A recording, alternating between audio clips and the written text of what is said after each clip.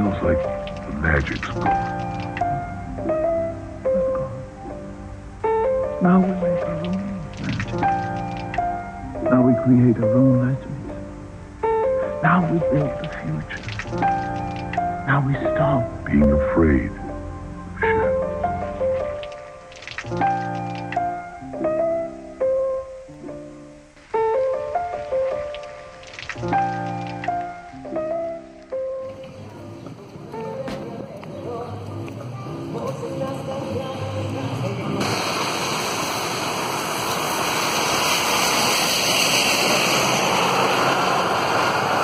Right now, we live in a moment of cultural and societal upheaval. The COVID virus and the changes it has brought to all of our lives in the last few months has been profound. Here in Mexico City, the normally lively, chaotic street life has gone to something approaching a complete shutdown. Every day, walking on the streets, I see retail shops that have been closed for months and wonder if they will ever recover. In the U.S., unrest and protests have engulfed the nation since the killing of George Floyd, a situation exacerbated by the pandemic. A necessary moment to address the issues of racism has arisen, and with it comes the hope that we can do something better. It also brings the fear that we may not be up to the task. What if we see conflict not as a bad thing, but rather as something that presents an opportunity for growth? What if it is the discourse that we share right now which sets the tone for making constructive change? That means we talk, we use our voices in the best ways we can. That can be difficult in normal times, let alone in a charged environment like this. We must give voice to our experiences, our concerns, and even our ignorance for there to be the possibility of change.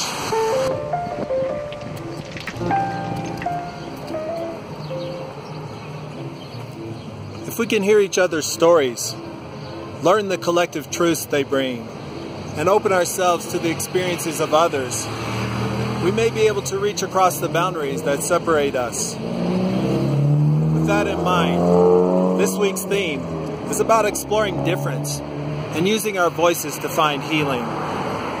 The first step in this direction is getting in touch with what you actually feel.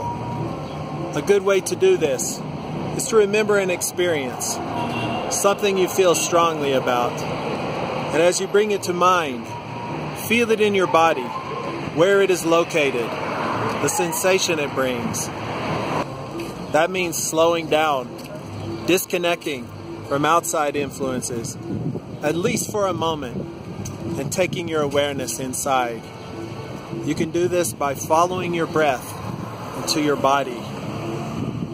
So I'm going to become centered in my breathing and ask myself, what are some of my earliest experiences around cultural or racial difference?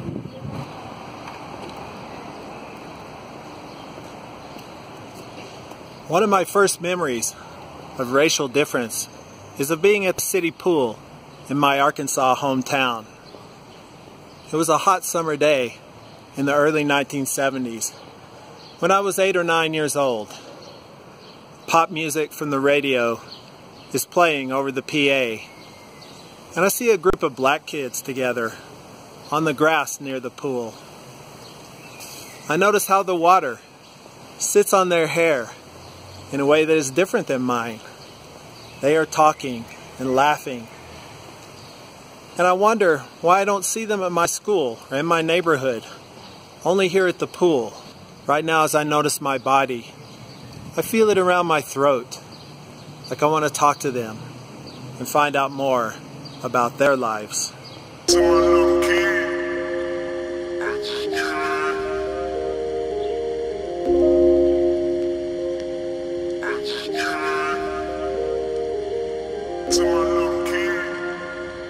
Another memory comes.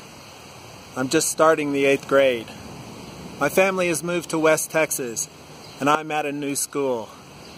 A place where I have no friends. and I feel nervous and all alone. It is lunchtime, and I'm by myself on the basketball court, shooting hoops. Another boy shows up. He smiles and we play together. He says his name is Eddie. Eddie's a black kid, but his skin is light, kind of honey-colored, almost like mine. His hair is light brown, a big bouncy afro, and he talks with a strange accent, like he's from up north. Playing basketball, we chat, and for a moment, I feel like I have a friend. Feeling into my body right now, the memory radiates out from my heart, to my arms, and down my biceps, tingling into my hands. I feel it, a sense of being alive. I want to go deeper, so I ask myself, when was the first time that race made me feel uncomfortable? It's a few years later. I'm a teenager now, in the late 70s. My family is at the cafeteria. We sit down, my brother, mom and dad, and my grandparents. And as we get ready to eat, I hear my grandparents talking, motioning toward an older black couple who are eating nearby. They say, "I don't know why they let those people eat here. They shouldn't be allowed." I feel a stinging sense of shame, just as my parents asked me to pray before our meal. Swallowing hard, I say, "Lord, please end racism and all the hateful things people say about each other." Opening my eyes, I feel an uncomfortable silence at the table. Coming into the present moment, I focus on that memory.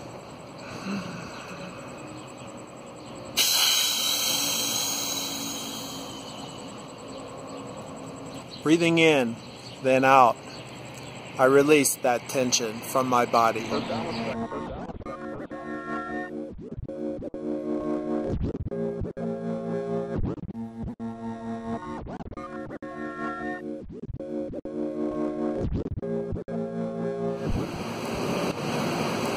Moving forward, it is the early 80s. I love soul and funk music. Bands like Rick James, Prince, and The Time. It's a Saturday night, and I'm out by myself in Amarillo, Texas. The Daz Band, a funk group, is playing at the Civic Center, and I bought a ticket. I'm super excited, and get there early to stand in line, the only white guy in a sea of black folk.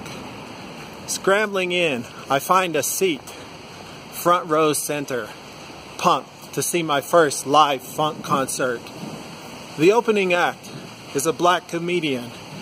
He comes out and starts to joke, pointing out people in the audience as they laugh. He tells a joke about white guys, something about the size of their dicks. And looking around, I suddenly feel embarrassed, out of place in the auditorium, as though everyone in the audience is looking at me. I try to make myself invisible, and sneaking up the aisle, I run outside to catch my breath. Looking back, I can see that experience in a whole new way.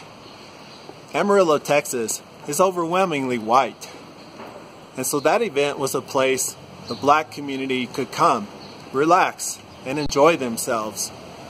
I was not the main audience, but luckily I was welcomed into that environment to have that experience. Expressing these memories as I go into my body brings awareness around where they're located and the effect they have in me, even today. A sense of wonder, connection, embarrassment. Many of these experiences feel like secret images of a world I was growing up into, yet didn't really understand. Why do I have these feelings when I meet someone who is different than me? Why do people live separately based on the color of their skin, the texture of their hair, or the way they talk? Locating these memories and finding a way to express them is a small step, but nonetheless a step on the path to personal and societal healing. I believe if more of us can feel and share our stories, we will take a step toward understanding each other. Hey, thanks for watching this week's video. I would love to hear your stories too. So comment or send me an email and hit those like and subscribe buttons down there. I hope you had a happy Juneteenth and are enjoying the first week of summer.